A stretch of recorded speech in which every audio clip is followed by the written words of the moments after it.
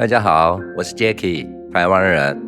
冬瓜和排骨的搭配很经典，我今天教大家做一个台湾的做法，不仅让排骨肉更酥软好吃，汤也会很鲜美。做这道汤需要先调一个汤底，我会用到台湾家家户户都常用的油葱酥，把油葱酥姜片放到水中煮到沸腾，转小火煮10分钟，加入盐、糖、鸡汁，搅拌均匀，做成汤底备用。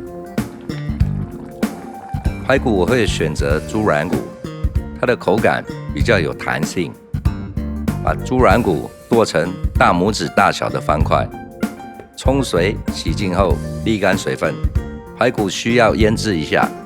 米酒去腥，蒜泥调味，加入黑胡椒粉，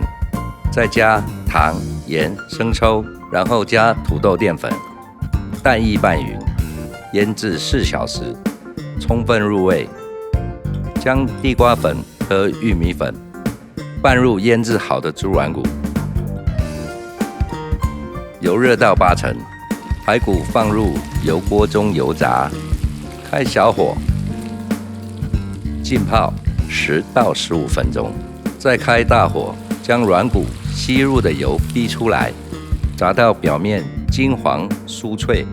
捞出备用。冬瓜切成3厘米见方的小块，放入锅中煮5分钟，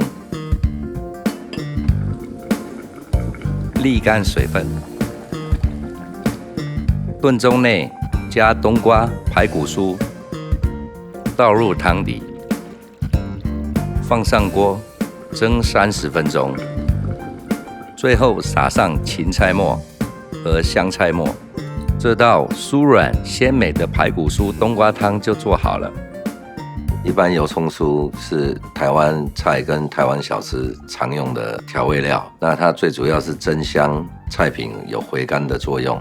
裹上生粉的效果是为了锁住水分，那这样子炸出来的排骨嘞，才炖出来才会酥软。炸排骨酥先将油烧热，烧热之后下排骨酥，排骨酥放入之后要关小火浸泡10到15分钟，再开大火将排骨酥吸入的油逼出，这样子炖出来的汤才不会油腻。